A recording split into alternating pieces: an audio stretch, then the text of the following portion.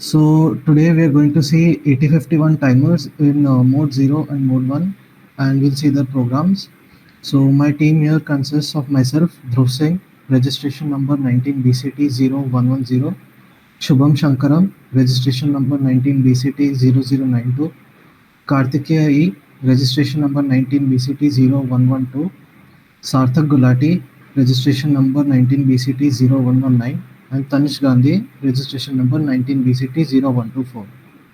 So, a bit of introduction about the 8051 microcontroller and the timers. The 8051 microcontroller, it was designed by Intel in 1981, and it is an 8-bit microcontroller.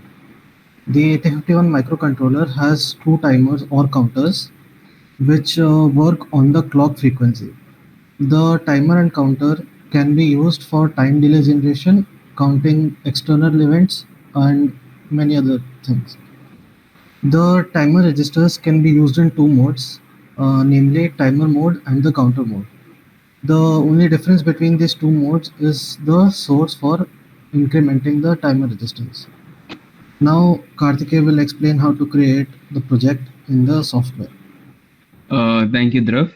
So the software we're using is called Keel New Vision. So basically, in the software, we begin with a new project. So we just name the project as timer. Any name would do. And after that, it will ask us to select our device. So which device are we going to use? So our preferred device will be 8089S, and as you can see here, there's already a device called of a preference. So we select that and we click no here. So now we get the target one. That's basically where our source code goes into. So we start a new text, and since we already have the code, we just copy the code. We already written the code and have it in our document. So after this, we just save it as usual. Since, as you can see, this is a C code, we save it with the name of mode 0. Yeah, mode 0 dot C. So this basically tells the software that this is a C program and must be run that way. After this, even after saving the file, you don't see the file under target one. So basically, you got to um,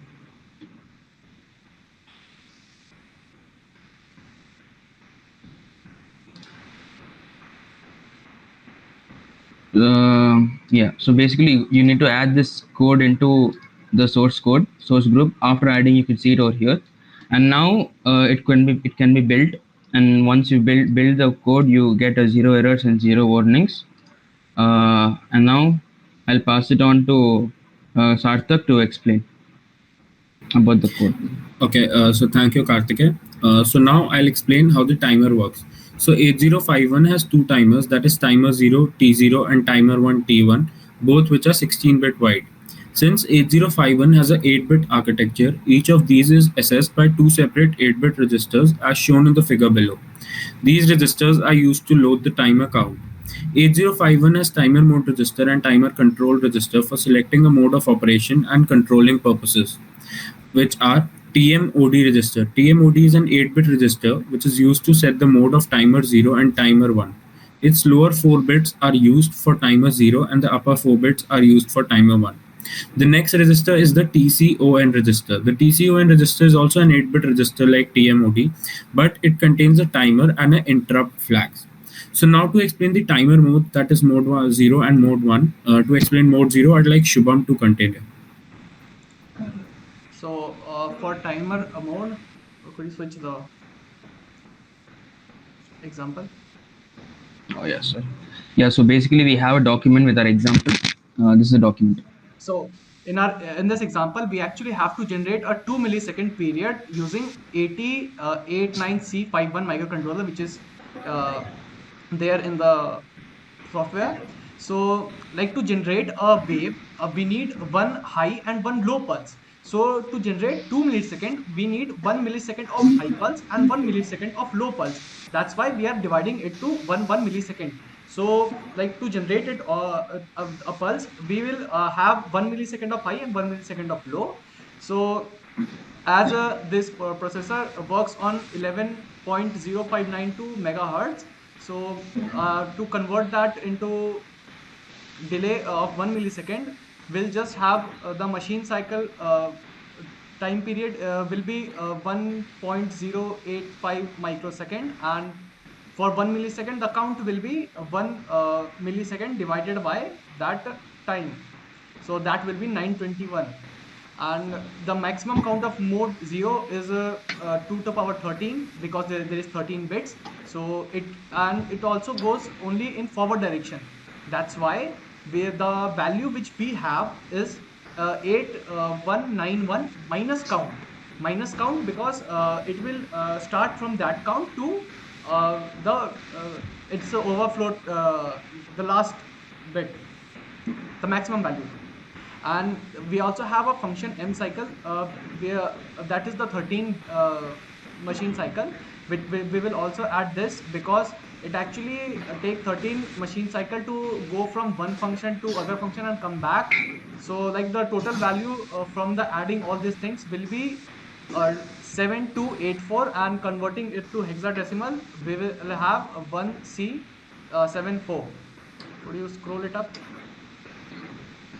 Okay, so for now, converting that 1C74 into bits, we have this much bits, and these bits will have to load it in TL0 and TH0. And in mode 0, TL0 have the 5 bits and TH0 has the 8 bits. So the above 3 bits of TL0 will be 1, and the lower bits will be copied from the 1C74 bit value. So that's how like TL0 have the value of 0001010, which we convert to hexadecimal will be 0x14, and TH will be converted to 0x3E3. So coming back to the program. Okay, so the first S-bit test P1, it specifies that we are using pin 0 of port 1, and S-bit is used to specify that. And here we have timer delay function and the main function. So like first in the main function we'll specify the tmod value, which is the tmod which will be 0x00, which specifies that we will use timer 1, timer 0, mode 0, and we'll have a while loop.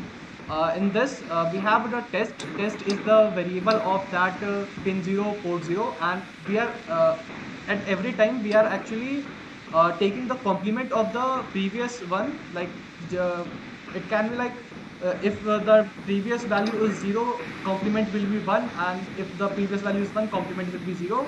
So like complement is just to have that wave part.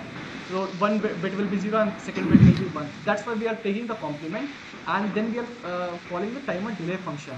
In timer delay function, we have TH0 and TL0. That's the same value which we have explained before. Like we will assign them 0x3 and 0x14, and TR0 equal to 1, which means that it is actually starting that timer from that value, which is stored in TH0 and TH1, and will actually wait till that TF0, like which is the flag of timer 0, to actually overflow.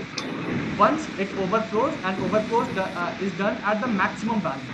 So once the overflow is done, the while loop will be executed, and that will be terminated. So like at that much time, the code will be there in while loop, and once the overflow is occurred, it will come out of while loop, and it will stop the timer 0 with TR0, and after with TF1 it clears the timer 0 flag.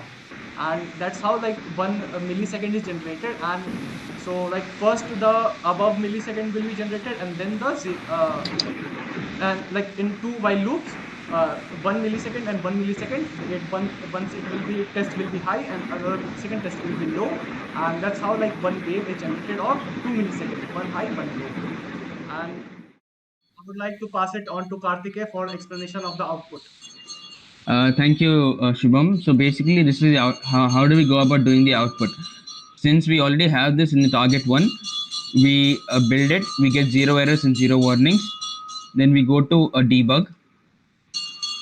So now at the debug, we go to peripherals, IO ports, and IO port has port 1. Why do we select port 1? Because our code specifies to select port 1.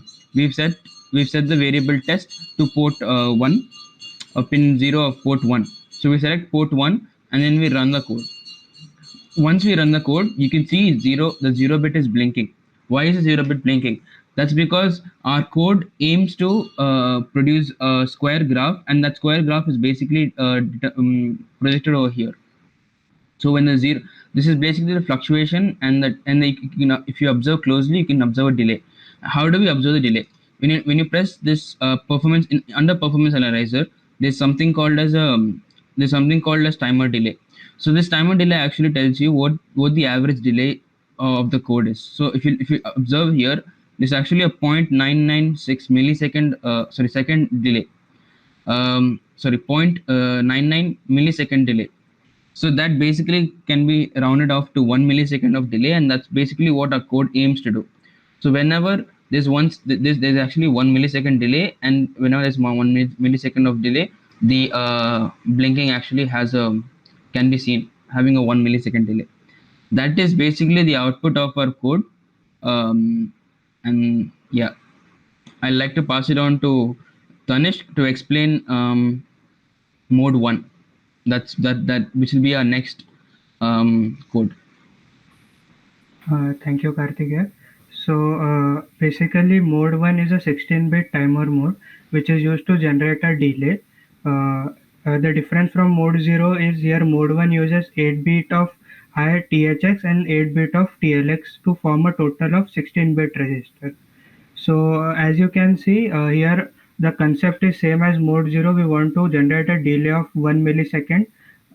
Basically, total 2 milliseconds, 1 millisecond of high and 1 millisecond of low. So as you can see here, we are using 8089C51 microcontroller for timer 0 in mode 1, and here we are using pin 1 and pin 1.0 on port 1. So according to the calculation as we did in mode 0, basically the calculation is same. Here we are using the frequency of 11.0592 megahertz. And as we did it, the calculation during mode 0, we get the machine cycle of 1.085 microseconds. So here to generate a delay, we just divide 1 millisecond with the machine cycle, and we get approximate 921 as our count. So we then calculate the value with the count, and here as mode 1 is 16-bit, the value goes from 0 to 2 raised to 16. So basically 0 to 65535. So we calculate the value from here. Basically you can see the formula on the screen, and we get FC74 hexadecimal value. So here we store fx in th0 and 74 in tl0, which we will look into our code. Open the code, Karthikeya. Okay, Uh, yeah. so basically this is our code. The first we are including the header file, and then we are setting the test bit to pin 0 of port 1. So basically we cannot assign it directly. We need to use sbit command to set the bit. And then when we come to void main, we can here see that we are first initializing tmod as 0x01, which is basically we are selecting timer 0 and mode 1, which is a 16-bit timer. So the next step is we are looping. We are using the while loop, and we are toggling the test pin. We are doing test equal to negation of test. So we are going from high bit to low bit of the port, which is assigned to test. And then next we are calling the timer delay function. In the timer delay function, as we calculated here, FC74 value. We are initializing TH0 with FC and TL0 with 74 hexadecimal values, and then we are setting the TR0 to 1, which is timer run control bit, which is set to 1, and then we are waiting till timer 0 flag is again set to 1. Basically what this while loop do is we are waiting till timer flag bit is 1, and then which means our code reaches the maximum value, and then we stop the timer 0 with initializing tr0 as 1, and then we clear the timer flag with giving tf0 as 0. So basically this is what our code is. Now I will pass it on to Kartikeya to show the output of mode 1. Thank you, Tanesh. Now, if you observe this code, there's actually a small sign here that says that actually shows an error. So that basically means our mode 1 doesn't run, and is basically when we build the code, it's out of the target one. How do we put it inside target one code? So basically, you press that options for, and then you press include in target build. So now what happens is when you compile the code, mode1.c, our file for mode 1 also runs, but with that even mode 0 runs. That's something we don't want. So now here we unclick this and we press OK. Now mode 0 also has that stop sign, and mode 1 doesn't. Now if we build the code, we get 0 errors and mode 1 successfully runs. Now we go to debug. And here we could see parallel port already there for us, and now we set up the our delay function. Now here you can see basically since we didn't run the code, our average is 0. Now if we run the code, bit 0 actually starts blinking, and that's basically the same output as previous. We had the same intention for the code as previous mode 0. So bit 0 is blinking, and now if you observe the time delay, it's close to 0.99 6 millisecond. That could be approximated to 1 millisecond, and that's basically what we've calculated for, and we've achieved it as visible in over here, blinking of load 0. The other ports are basically just set to 1. You could just set them back to 0, and with that we only see this port 0 blinking. That's basically our DA, and yeah, thank you.